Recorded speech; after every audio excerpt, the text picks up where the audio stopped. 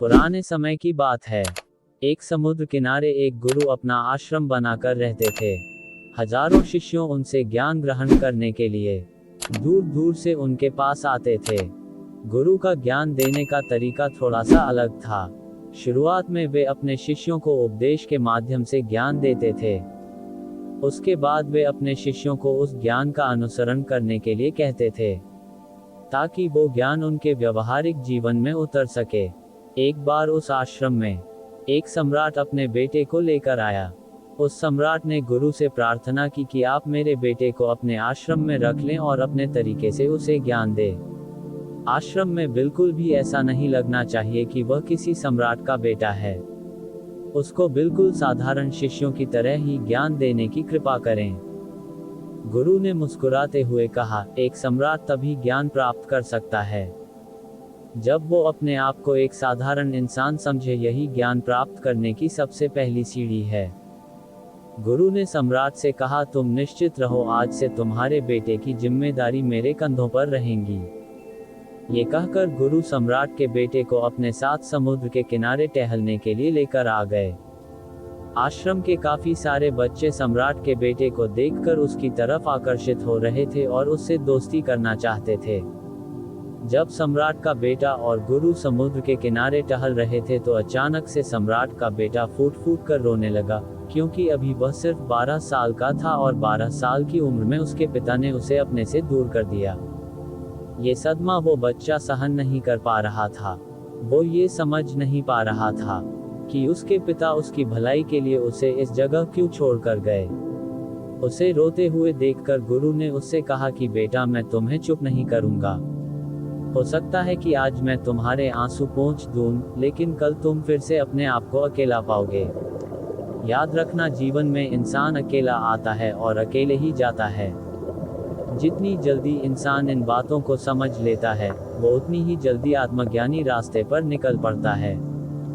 गुरु ने अपनी बात आगे बढ़ाते हुए कहा कि जो इंसान अकेला रहना सीख लेता है, वही खुद से प्यार कर सकता है, और जो खुद से प्यार करता है वो किसी के भी जाने का अफसोस नहीं करता। धीरे धीरे तुम आश्रम के माहौल में ढल जाओगे। शुरुआत में तुम्हें समस्या आएगी, लेकिन कुछ दिनों के बाद तुम्हें इसकी आदत हो जाएगी और उसके बाद तुम्हें ये जगह अच्छी लगने लगी। समुद्र के दूसरे छोर पर सूरज छिपने लगा था और अपनी लालिमा पूरे आसमान में बिखेर रहा था। बहुत ही सुंदर दृश्य था और गुरु शिष्य को अपने साथ लेकर वापस लौट आए। सम्राट के बेटे को भी अब थोड़ा अच्छा लग रहा था। गुरु ने भी उसे काफी दिलासा दिया और अपने गुरु की आंखों में शांति देखकर उसका मन भी अब शांत हो गया था। अब सम्राट का बेटा रात को भोजन करने के लिए भोजन कक्ष में पहुंचा तो आसपास के सभी शिष्य उसके पास आने लगे। उन सभी को पता था कि ये सम्राट का बेटा है और अगर हम इससे दोस्ती कर ले तो हमारे लिए बहुत फायदा होगा। यही सोचकर आश्रम के ज्यादातर बच्चों ने उसे घेर लिया।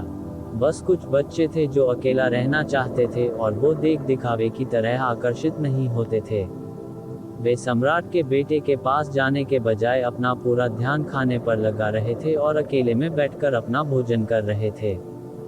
कुछ दिनों के बाद सम्राट के बेटे की दोस्ती आश्रम के काफी सारे बच्चों से हो गई। वो उन बच्चों के साथ घूमता और अपना ज्यादातर समय उन्हीं के साथ बिताता था। आखिरकार सम्राट का बेटा था, सुख सुविधाओं में पला बड़ा था। अब आश्रम में भी उसके दिन वैसे ही गुजरने लगे थे जैसे महल में गुजर रहे थे। ऐसा नहीं था कि गुरु को कुछ पता नहीं था, पर उसके गुरु उसे अलग तरीके से ज्ञान देना चाहते थे।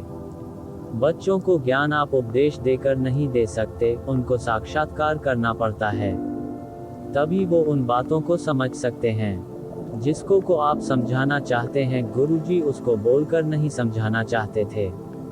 वो मन ही मन में सोच रहे थे कि अगर मैं इसको बोलकर समझाऊंगा तो इसको कभी भी समझ नहीं आएगा, इसलिए मुझे इसको एहसास कराना पड़ेगा कि अकेले रहने से ही तुम अपनी शक्ति को जान पाओगे।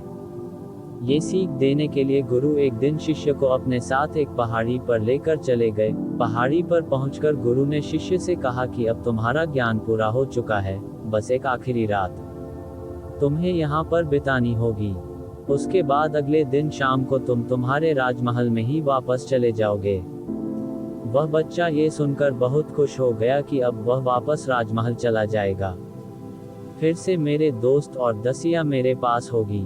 उसने गुरु से पूछा कि गुरुजी, मुझे आज रात आप यहाँ पहाड़ी पर क्यों छोड़ रहे हैं? आखिर मुझे कौन सा आखिरी ज्ञान प्राप्त करना है? गुरु ने मुस्कुराते हुए कहा कि यहाँ पर चट्टान के पीछे तुम्हें छिपकर बैठना होगा। यहाँ पर रोज रात को एक बाज आता है, तुम्हें उस बाज को देखना होगा और बड़ी ही गौर से उस पर ध्यान देना होगा, उसकी हर एक गतिविधियों को जानना होगा।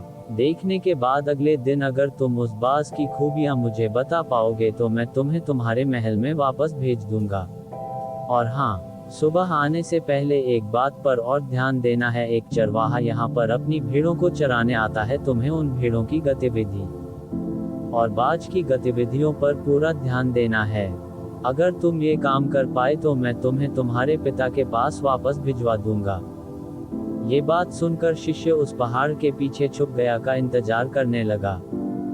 काफी वक्त बीत जाने के बाद वहां पर बाज अपने बच्चों के साथ पहुंचा। सम्राट के बेटे ने पूरी रात उसकी गतिविधियों पर बहुत ही ध्यान से नजर रखी और सुबह होने के बाद जब चरवाहा अपनी भेड़ों को चराने के लिए आया तो उसने एक बहुत ही चौंका देने वाले दृश्य को देखा। उसने देखा कि बाज एक भेड़ को अपने पंजे में दबाकर आसमान में उड़ गया। उसने उस भेड़ के बच्चे का शिकार कर लिया। ये सारा दृश्य देखकर वो आश्चर्य से आश्रम में वापस पहुंचा। इससे पहले कि गुरु उससे कुछ पूछते, उसने गुरु को प्रणाम करते हुए कहा कि गुरुदेव, आप आश्रम के सभी बच्चों को यहाँ पर बुला लीजिए। मैं सब लोगों को एक बात बताना चाहता हूँ कि मैंने क्या देखा। जब आश्रम के सभी बच्चे वहाँ पर पहुँच गए तो सम्राट के बेटे ने कहा, मैंने जीवन में बहुत से पक्षियों को देखा है, मगर बाज उन सभी पक्षियों में से सबसे अद्भुत है, सबसे अलग होता है।